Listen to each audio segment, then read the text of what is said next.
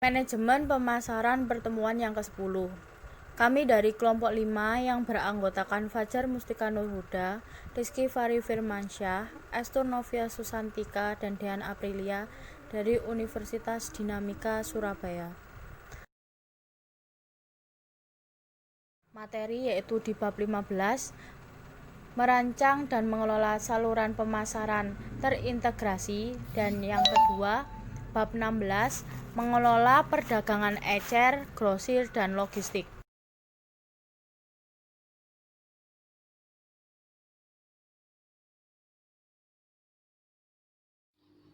Saluran pemasaran atau marketing channels adalah sekelompok organisasi yang saling bergantung dan terlibat dalam proses pembuatan produk atau jasa yang disediakan untuk digunakan atau dikonsumsi.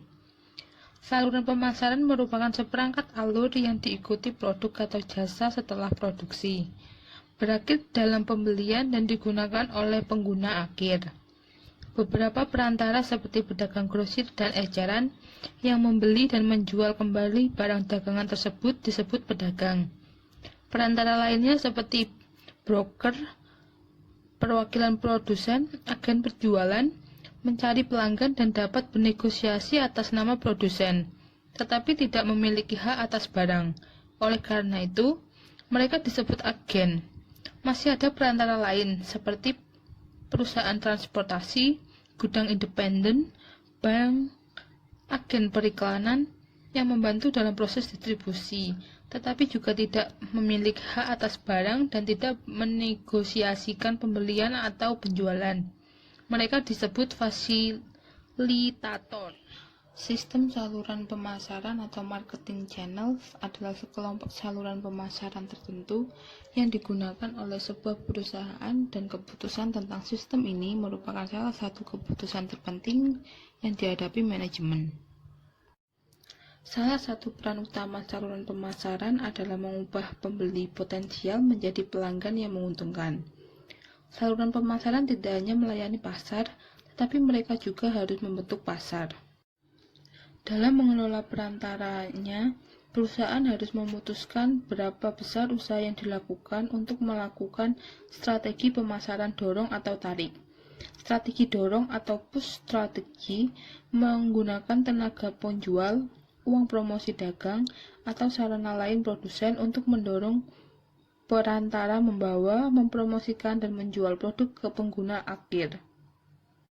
Dalam strategi tarik, produsen menggunakan iklan, promosi, dan bentuk komunikasi lain untuk meyakinkan konsumen agar meminta produk dari perantara sehingga mendorong perantara memesan produk tersebut. Perkembangan saluran. Perusahaan baru biasanya mulai beroperasi sebagai perusahaan lokal yang menjual di pasar yang cukup terbatas dengan menggunakan perantara yang ada. Jumlah perantara semacam itu cenderung terbatas, seperti beberapa agen penjualan produsen, pedagang grosir, pengecer yang sudah mapan, perusahaan truk, dan gudang. Memutuskan saluran terbaik bisa tidak menjadi masalah, tetapi yang sering menjadi masalah adalah meyakinkan perantara yang ada untuk menangani lini perusahaan. Jika berhasil, perusahaan dapat membuka cabang ke pasar yang baru dan menggunakan saluran yang berbeda di berbagai pasar. Singkatnya, sistem saluran berevolusi sesuai fungsi, peluang, dan kondisi lokal, ancaman dan peluang yang muncul, sumber daya dan kapabilitas perusahaan, dan faktor-faktor lain. Saluran hibrida. Saluran hibrida adalah perusahaan yang berhasil saat ini juga melipat gandakan jumlah kunjungan ke pasar di banyak wilayah. Pelanggan mengharapkan integrasi saluran yang ditentukan karakternya oleh fitur-fitur seperti ini. Yang pertama, kemampuan untuk memesan produk secara online dan memilihnya di lokasi eceran yang normal. Yang kedua, kemampuan untuk mengembalikan produk yang dipesan secara online ke toko pengecer terdekat. Yang ketiga, hak untuk menerima tawaran diskon dan promosi berdasarkan total pembelian online dan offline. Memahami kebutuhan pelanggan. Konsumen dapat memilih saluran yang mereka sukai berdasarkan jumlah faktor, meliputi harga, pilihan produk dan kenyamanan pilihan saluran, dan juga tujuan berbelanja mereka. Seperti layaknya produk, adanya segmentasi dan pemasar yang menerapkan berbagai jenis saluran, harus disadari juga bahwa konsumen yang berbeda memiliki kebutuhan berbeda selama proses pembelian. Periset Nunes dan Cespedes berpendapat bahwa di banyak pasar, pembeli dibagi menjadi 1 dari 4 kategori. Yang pertama, pembelanja berdasarkan kebiasaan, pencari kesepakatan bernilai tinggi, pembelanja yang mencintai keragaman, dan pembelanja yang keterlibatan tinggi.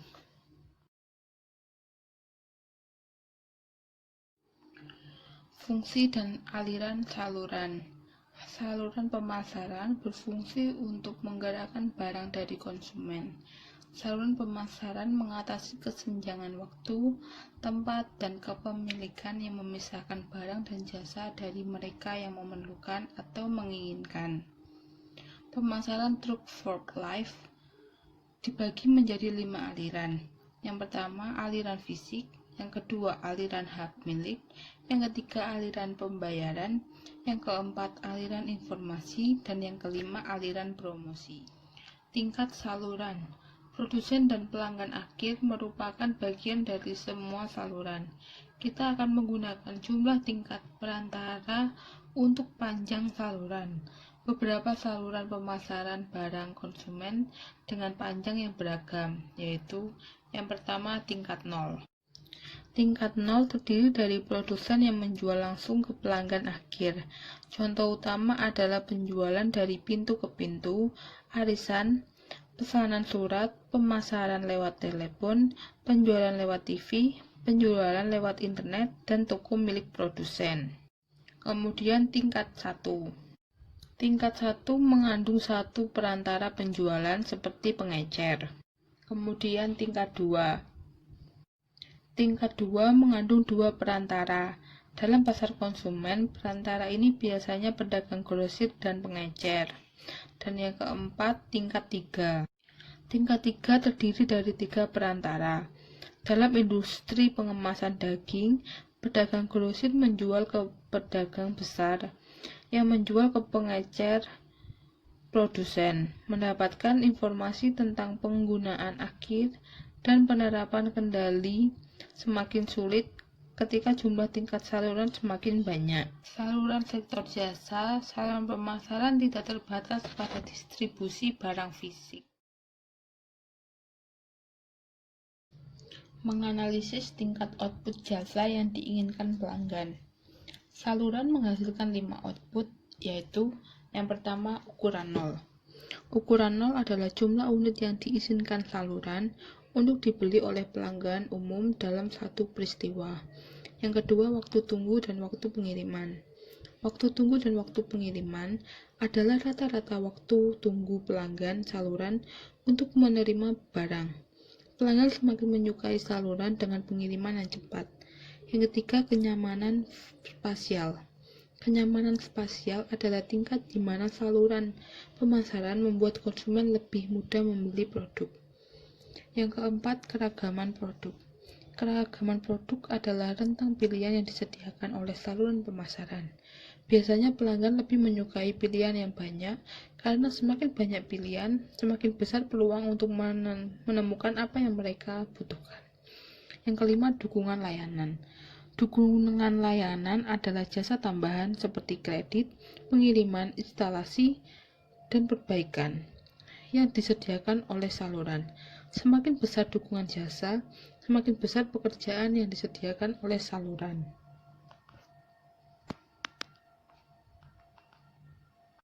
Menentukan tujuan dan hambatan. Pemasar harus menyatakan tujuan saluran mereka berdasarkan tingkat jasa yang ditargetkan. Mengevaluasi alternatif utama. Masing-masing alternatif saluran perlu dievaluasi terhadap kriteria ekonomi dan kriteria kendali dan adaptif. Setelah perusahaan memilih sistem saluran, perusahaan harus memilih, melatih, memotivasi, dan mengevaluasi perantara individu untuk setiap saluran. Perusahaan juga harus selalu melakukan modifikasi pada rancangan dan peraturan saluran, yaitu dengan yang pertama, memilih anggota saluran. Bagi pelanggan, saluran merupakan perusahaan. Perhatikan kesan negatif yang akan didapatkan pelanggan terhadap McDonald, Shell Oil, atau Mercedes-Benz jika satu atau lebih gerai atau penyalur mereka selalu tampak kotor, tidak efisien, atau tidak nyaman. 2. Melatih dan memotivasi anggota saluran. Perusahaan harus memandang perantaranya dengan cara pandang yang sama seperti mereka memandang pengguna akhirnya. Perusahaan harus menentukan kebutuhan perantara dan membentuk positioning saluran seperti penawaran saluran yang disesuaikan untuk memberikan nilai yang tinggi kepada perantara-perantara ini. Kekuatan saluran atau channel power adalah kemampuan untuk mengubah perilaku anggota saluran sehingga mereka akan mengambil tindakan yang tidak akan mereka lakukan. Produsen dapat menggunakan jenis-jenis kekuatan berikut untuk memperluas kerjasama. Yang pertama, kekuatan koersif. Kedua, kekuatan penghargaan. Tiga, kekuatan resmi. 4, kekuatan ahli. 5, kekuatan acuan. Yang ketiga, mengevaluasi anggota saluran. Produsen harus terus mengevaluasi kinerja perantara terhadap standar-standar seperti perolehan kuota penjualan, rata-rata tingkat persediaan, waktu pengiriman pelanggan, perawatan barang yang rusak dan hilang, dan kerjasama dalam program promosi dan pelatihan. Produsen kadang-kadang menemukan bahwa kompensasi yang ia berikan pada perantara tertentu tidak sebanding atas hasil yang diberikan perantara tersebut. Sebuah produsen yang memberikan kompensasi kepada distributor karena telah menyimpan persediaan menemukan bahwa persediaan itu benar-benar disimpan di gudang publik yang dibayarnya sendiri. Produsen harus menentukan diskon fungsional di mana mereka membayar jumlah tertentu untuk kinerja saluran dagang atas setiap layanan yang disetujui. Distributor yang kinerjanya kurang bagus harus dibimbing, dilatih kembali, dimotivasi atau dihentikan. 4. Memodifikasi rancangan dan pengaturan saluran. Produsen harus selalu meninjau dan melakukan modifikasi rancangan dan pengaturan saluran. Produsen akan memodifikasi rancangan dan pengaturan salurannya ketika saluran distribusi tidak bekerja seperti yang direncanakan. Terdapat perubahan pola pembelian konsumen, adanya perluasan pasar, munculnya persaingan baru dan saluran distribusi inovatif, serta beralihnya produk ke tahap berikutnya dalam siklus hidup produk.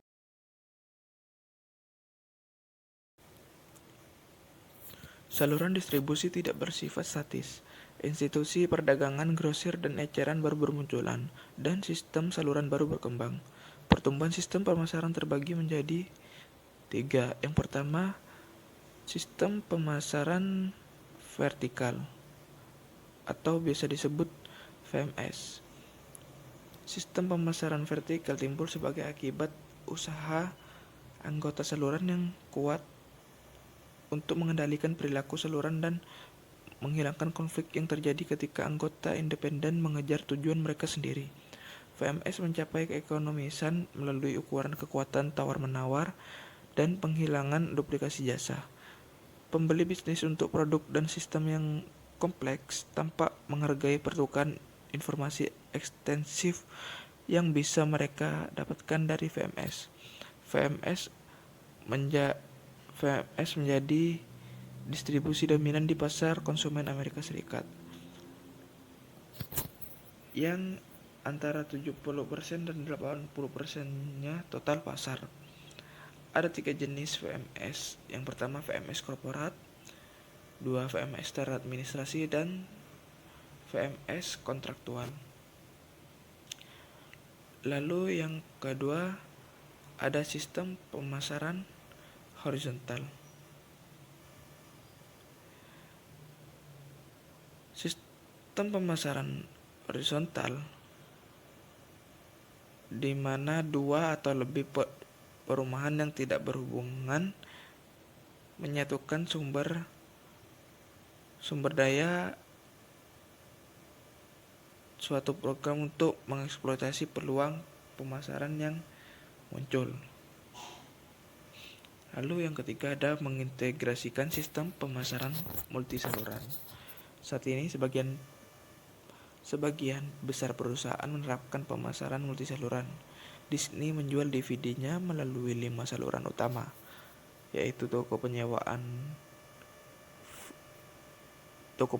file seperti Blockbuster, Disney Store, sekarang dimiliki dan dijalankan oleh The Children's Place, toko eceran seperti Best Buy, pengecer online seperti Amazon.com, dan toko online milik Disney sendiri, Disney Store, serta katalog Disney dan penjual katalog lainnya. Beragam saluran ini membuat Disney mampu menjangkau cakupan pasar maksimum dan memungkinkan perusahaan menawarkan videonya pada sejumlah titik harga. Pemasaran multisaluran terjadi ketika sebuah perusahaan menggunakan 2 atau lebih saluran pemasaran untuk menjangkau satu atau lebih segmen pelanggan. Sistem saluran pemasaran terintegrasi adalah salah satu sistem di mana strategi dan taktik penjualan melalui satu saluran mencerminkan strategi dan taktik penjualan melalui saluran lain.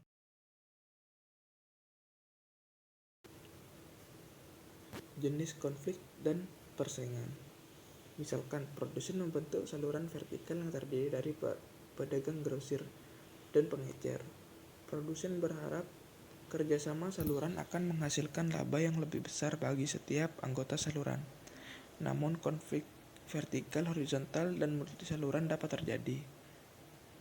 Konflik saluran vertikal berarti konflik antara tingkat yang berbeda dalam saluran yang sama. Konflik saluran horizontal adalah konflik antara anggota pada tingkat yang sama di dalam saluran. Konflik multisaluran terjadi ketika produsen menentukan 2 atau lebih saluran yang menjual ke pasar yang sama.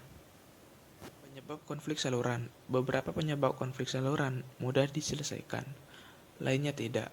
Konflik bisa timbul dari yang pertama, ketidakselarasan tujuan. Misalnya, produsen mungkin ingin mendapatkan penetrasi pasar yang cepat melalui kebijakan harga murah, namun penyalur lebih suka bekerja dengan margin tinggi dan mengejar profitabilitas jangka pendek. Peran dan hak yang tidak jelas. HP dapat menjual komputer pribadi ke akun besar melalui tenaga penjualannya sendiri, tetapi penyalur pemegang lisensinya mungkin juga berusaha menjual ke akun besar. Batasan wilayah dan penghargaan untuk penjualan sering menciptakan konflik. 3. Perbedaan persepsi. Produsen dapat merasa optimis tentang pandangan ekonomi jangka pendek dan menginginkan penyalur menyimpan persediaan yang lebih besar. Penyalur mungkin merasa pesimis. Dalam kategori minuman, perdebatan antara produsen dan distributor mereka tentang strategi dan yang optimal biasa terjadi. 4. Ketergantungan perantara pada produsen. Keberuntungan penyalur eksklusif seperti penyalur mobil sangat dipengaruhi oleh produk dan keputusan penetapan harga produsen. Situasi ini menciptakan potensi tinggi terjadinya konflik. Mengelola konflik saluran. Ada beberapa mekanisme bagi manajemen konflik yang efektif. 1. Penerapan tujuan superordinat. 2. Keanggotaan gabungan dalam asosiasi dagang. 3. Kooptasi. 4. Diplomasi, mediasi atau arbitrasi. 5. Upaya hukum. Dilusi dan kanibalisasi. Pemasar juga harus berhati-hati untuk tidak mendilusi merek mereka melalui saluran yang tidak tepat. Hal ini terutama terjadi pada merek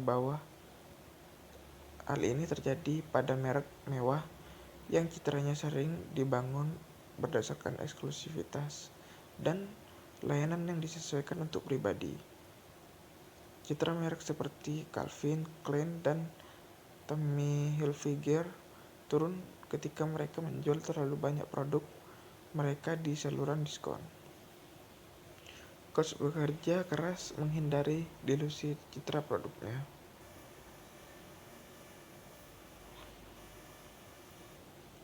Masalah hukum dan etika dalam hubungan saluran. Banyak produsen suka mengembangkan saluran eksekutif untuk produk mereka. Strategi di mana penjualnya hanya memperbolehkan toko tertentu menjual produknya disebut distribusi eksekutif.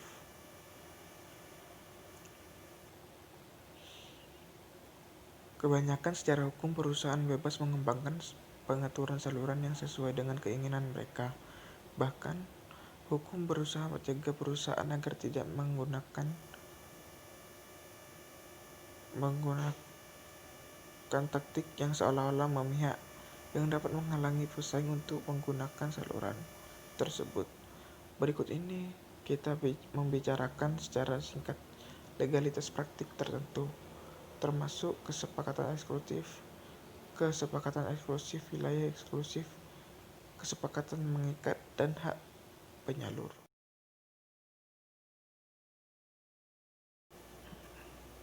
E-bisnis menggambarkan penggunaan alat dan kerangka dasar elektronik untuk melaksanakan bisnis perusahaan. E-commerce berarti bahwa perusahaan atau situs menawarkan untuk bertransaksi atau memfasilitasi penjualan produk dan jasa secara online. E-commerce selanjutnya menimbulkan e-purchasing dan e-marketing. E-purchasing berarti perusahaan memutuskan membeli barang, jasa, dan informasi dari berbagai pemasok online. E-purchasing yang cerdas sudah menghemat jutaan dolar uang perusahaan. E-marketing menggambarkan usaha perusahaan untuk memberitahu pembeli, mengkomunikasikan, mempromosikan, dan menjual produk dan jasanya lewat internet. Pengecer online itu bersaing di antara mereka sendiri dengan berdasarkan 3 aspek kunci dari sebuah transaksi, antara lain yang pertama, interaksi dengan pelanggan melalui situs web.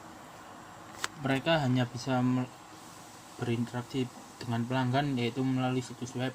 Yang kedua, pengiriman produk di mana mereka itu mengirim barang tersebut secara langsung menggunakan bantuan misal dari kurir tertentu. Yang ketiga, kemampuan mengatasi masalah ketika masalah itu terjadi. Di mana-mana jika kita berusaha pasti ada masalah, dan masalah itu harus kita selesaikan secara kepala dingin dan biar tidak timbul masalah yang lain. Yang selanjutnya yaitu perusahaan klik murni atau pure click, yaitu perusahaan yang meluncurkan situs web tanpa keberadaan sebelum dan sebagai sebuah perusahaan, dan perusahaan bata klik yaitu brick and click, yaitu perusahaan lama yang menambah situs online sebagai informasi atau e-commerce. Yang selanjutnya yaitu m-commerce atau m-dagang, adalah sistem perdagangan elektronik dengan menggunakan peralatan portable atau mobile seperti telepon genggam, Android, PDA, notebook, dan lain-lain.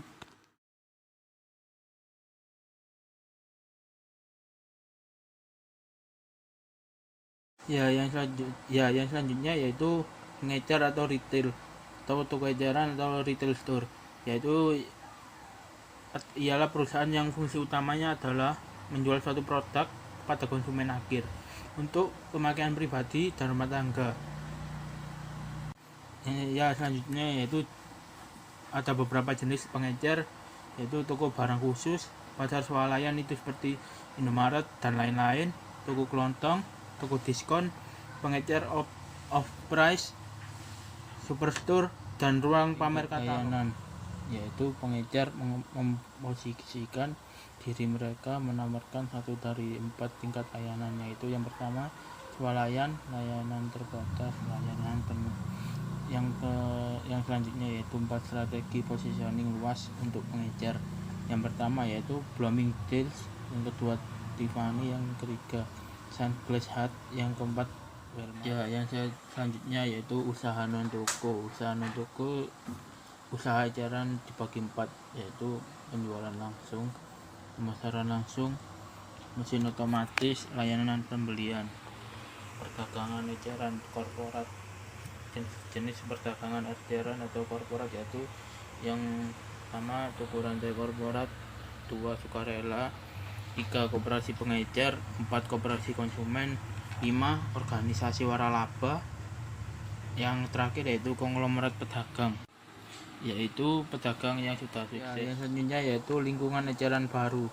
Beberapa perkembangan eceran yang mengubah konsumen, pembeli, serta cara produsen dan pengecer, yaitu yang menjual yaitu bentuk dan kombinasi eceran baru. Yang selanjutnya yaitu pertumbuhan persaingan antar jenis. Yang selanjutnya yaitu persaingan antara pengecer berbasis toko atau non toko. Yang selanjutnya yaitu pertumbuhan pengecer raksasa. Yang selanjutnya yaitu penurunan pengecer pasar menengah. Yang selanjutnya yaitu investasi dalam teknologi. Yang terakhir yaitu profit global pengecer. Yang selanjutnya yaitu keputusan pemasaran. Yang pertama pasar sasaran, di mana pasar tersebut adalah sasaran utama dari sebuah pengusaha tersebut, yaitu pilihan produk, di mana itu akan kita pilih sesuai produk yang apa kita mau dan apa yang sedang tren sekarang. Yang ketiga yaitu pengadaan barang. Yang keempat itu harga harus sesuai dengan kualitas barang kita. Yang selanjutnya yaitu jasa. Yang terakhir yaitu atmosfer toko. Slide selanjutnya yang ketujuh ada komunikasi. Komunikasi yaitu pengecer menggunakan sarana komunikasi yang beragam untuk menghasilkan pembelian. Mereka memasang iklan, melakukan penjualan khusus, menerbitkan kupon diskon, dan membuat program penghargaan kepada konsumen yang paling sering belanja, memberikan sampel makanan yang dijual di toko, dan kupon di rak atau di titik periksa keluar. Kemudian yang ke-8 ada keputusan lokasi. 3 kunci keberhasilan eceran adalah lokasi, yaitu pengecer dapat menempatkan toko-tokonya di lokasi seperti yang pertama, yaitu pusat kawasan bisnis, seperti di wilayah kota yang paling tua dan lalu lintasnya paling ramai, sering disebut sebagai pusat kota. Kemudian yang kedua di pusat belanja regional, seperti mal di pinggir kota diisi oleh 40-200 toko. Kemudian pusat perbelanjaan setempat, seperti mal yang lebih kecil dengan 1 toko utama dan sekitar 20-40 toko yang lebih kecil. Kemudian ada jalur belanja, yaitu sekumpulan toko biasanya terletak pada suatu gedung yang panjang, menyediakan kebutuhan masyarakat sekitar. Kemudian yang terakhir yaitu lokasi di dalam sebuah toko yang lebih besar. Biasanya terletak pada satu gedung yang lokasi di dalam sebuah toko yang lebih besar, yaitu beberapa pengecer ketermuka seperti McDonald, Starbucks, kemudian Dunkin Donut itu menempatkan unit baru yang lebih kecil sebagai ruangan khusus pada toko atau pusat kegiatan yang lebih besar seperti bandara udara, sekolah, atau department store.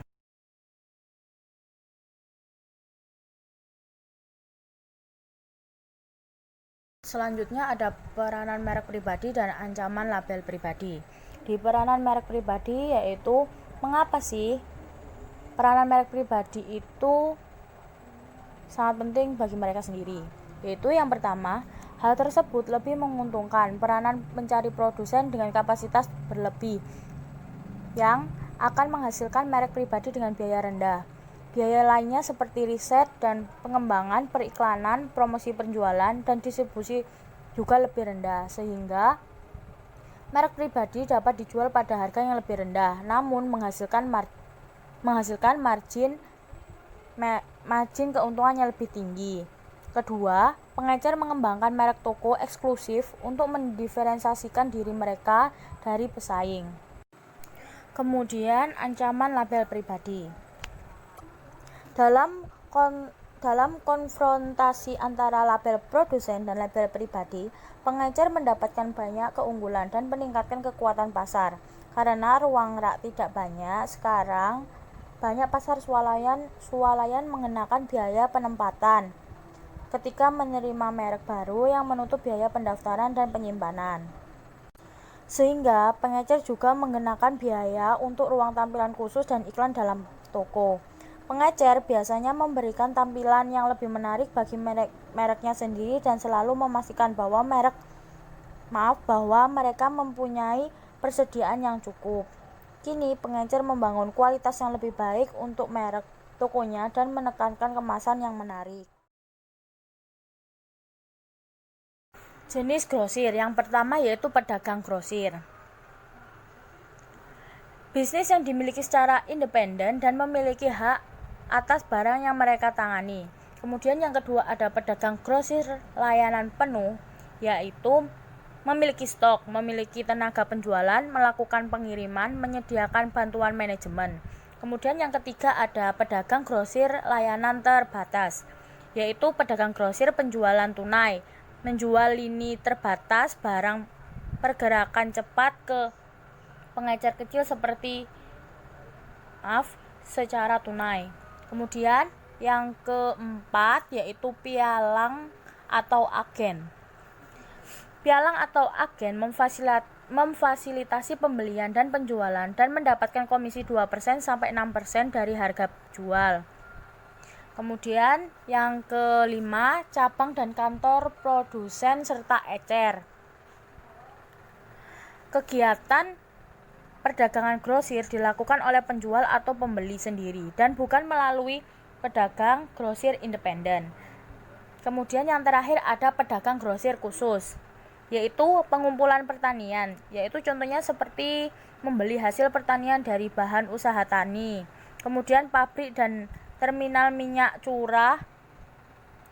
Kemudian ada perusahaan lelang seperti melelang mobil, peralatan dan sebagainya ke penyalur dan bisnis pedagang ecer lebih efisien jika menetapkan fungsi sebagai berikut. Yang pertama, penjualan dan promosi. Tenaga penjualan pedagang grosir membantu produsen dalam menjangkau banyak pelanggan bisnis kecil dengan biaya yang relatif rendah. Kemudian, yang kedua, pembelian dan pembentukan pilihan barang, yaitu pedagang grosir mampu memilih barang dan menciptakan pilihan yang dibutuhkan pelanggan mereka, menghemat banyak pekerjaan. Kemudian yang ketiga ada pemecah jumlah besar, yaitu pedagang grosir mendapatkan penghematan untuk pelanggan mereka dengan membeli dalam jumlah yang besar dan memecahkan jumlah besar itu menjadi unit yang lebih kecil. Kemudian yang keempat yaitu pengudangan, yaitu pedagang grosir menyimpan persediaan sehingga mengurangi biaya persediaan dan risiko bagi pemasok dan pelanggan. Kemudian ada transportasi, yaitu pedagang grosir seringkali dapat membelikan pengiriman yang lebih cepat kepada pembeli karena mereka lebih dekat dengan pembeli. Kemudian pembiayaan, pedagang grosir membiayai pelanggan dengan memberikan kredit dan membiayai pemasok dengan memesan lebih awal dan membayar tagihan tepat waktu. Kemudian penanggungan resiko.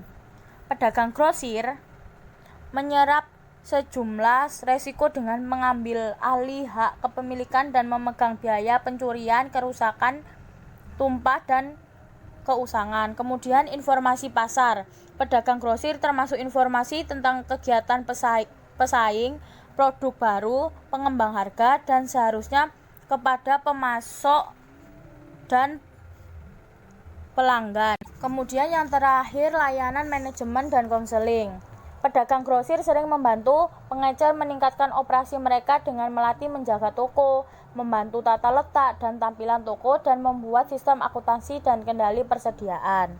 Tren dalam perdagangan grosir. Yang pertama, mengusahakan kesepakatan yang jelas dengan produsen mereka tentang fungsi yang diharapkan di saluran pemasaran. Yang kedua, mendapatkan gambaran mengenai kebutuhan produsen dengan mengunjungi pabrik mereka dan menghadiri konveksi asosiasi produsen dan pameran dagang. Kemudian yang ketiga, memenuhi komitmen kepada produsen dengan memenuhi sasaran volume, membayar tagihan tepat waktu, dan memberikan umpan balik informasi pelanggan ke produsen mereka. Kemudian yang keempat, yang terakhir, yaitu mengidentifikasi dan menawarkan layanan bernilai tambah untuk membantu pemasok mereka. Perencanaan logistik pasar mempunyai 4 tahap, yaitu yang pertama, memutuskan promosi nilai perusahaan bagi pelanggannya. Seperti contoh yaitu apa standar pengiriman tepat waktu yang harus ditawarkan, kemudian apa tingkat yang harus kita pertahankan dalam akuntansi pesanan dan tagihan.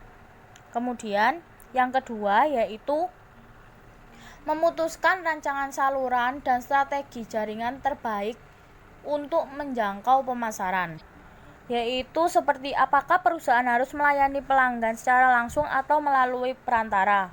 Kemudian apa produk yang harus kita sediakan dari fasilitas manufaktur, kemudian berapa banyak gedung yang harus kita miliki dan di mana kita harus mendapatkannya. Kemudian yang ketiga ada mengembangkan kesempurnaan operasional dalam peramalan penjualan, manajemen gudang, manajemen transportasi, dan manajemen bahan.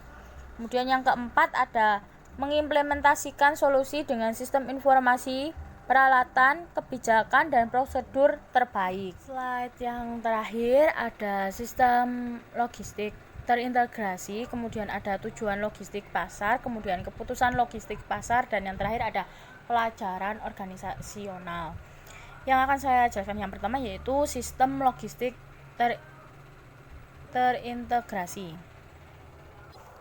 Sistem logistik terintegrasi yang meliputi manajemen bahan, sistem aliran bahan, dan distribusi fisik dibantu oleh teknologi informasi atau TI. Kemudian ada tujuan logistik pasar. Banyak perusahaan menyatakan tujuan logistik pasar sebagai menempatkan barang yang tepat di tempat yang tepat pada saat yang tepat dengan biaya terendah. Tetapi perusahaan juga tidak dapat mencapai efisiensi logistik pasar dengan meminta setiap manajer logistik pasar meminimalkannya biaya logistik sendiri.